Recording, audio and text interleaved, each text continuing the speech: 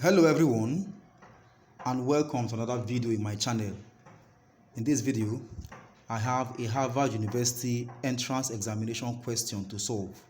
The question is root 5 to power root x minus root 5 to power root y is equal to 600.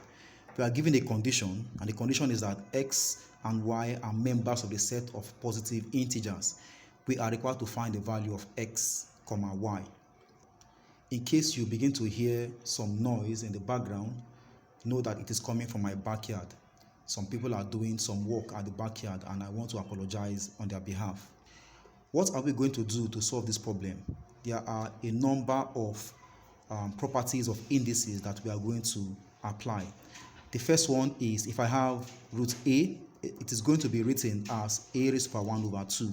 So I will write these terms in this form. That becomes root 5 is 5 raised to power 1 over 2 times root x as power minus 5 raised to power 1 over 2 again times root y as power is equal to 600. Another property I need to apply is this. If I have a raised to power b then times c as power, it is equal to a raised to power bc.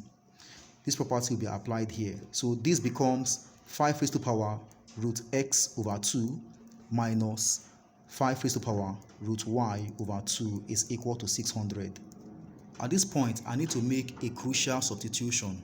That is, a is equal to root x over 2 and b is equal to root y over 2. The condition here is that a and b are members of the set of positive integers, just as x and y are. So rewriting these ones, it becomes 5 raised to power a minus 5 raised to power b is equal to 600. At this point, many people do not know what to do, but we are going to consider this fact that a is greater than b because 5 to power a is greater than 5 to power b. How do we know that? This is a positive integer, that is the 600. And if that's the case, a is equal to b plus c, where c is a constant. And again, c is a member of the set of positive integers.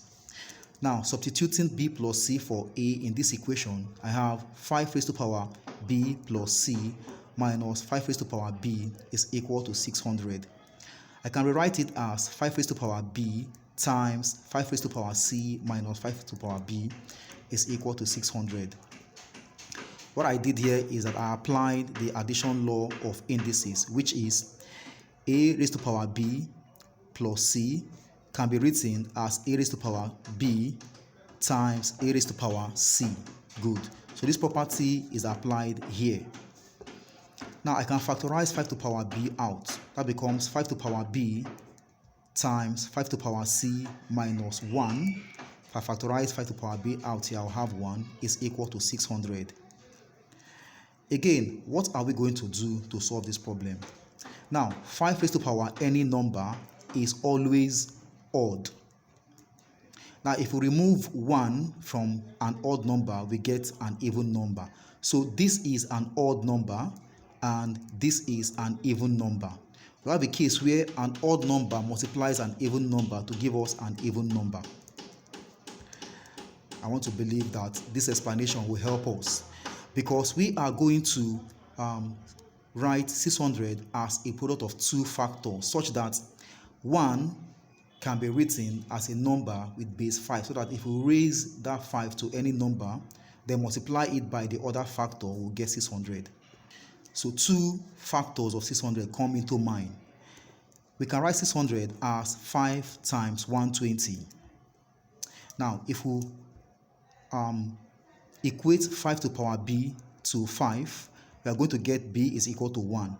However, if we equate 5 to power c minus 1 is equal to 120, then 5 to power c equals to 121, because we need to write 121 as a number that can be written in base 5.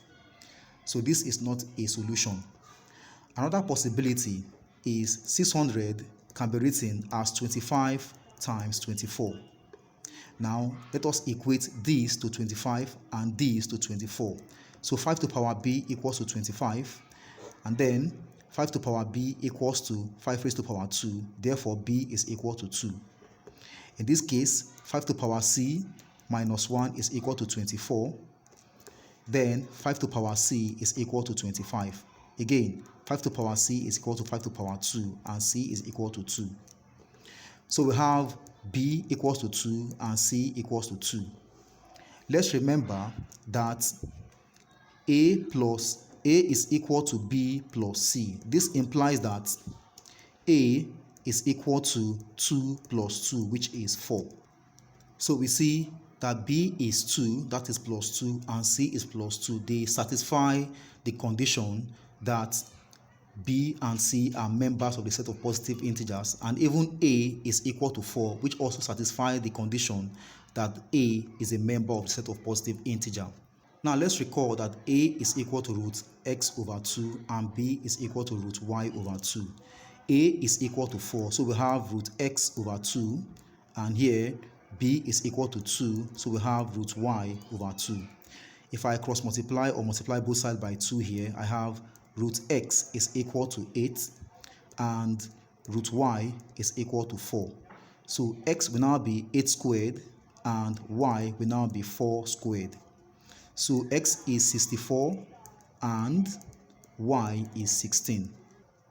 And then we know that 64 is a whole number and 16 is also a whole number. It satisfies the condition that x, y are members of the set of positive integers. Now let us check if our answer 64 for x and 16 for y are the solutions to this problem. So we have root 5 raised to the power root 64 for x, then minus root 5 raised to the power root 16 for y is equal to 600. Now root 64 is 8, so root 5 raised to the power 8 minus root 5 raised to the power root 16 is 4. Raised to the power 4 is equal to 600.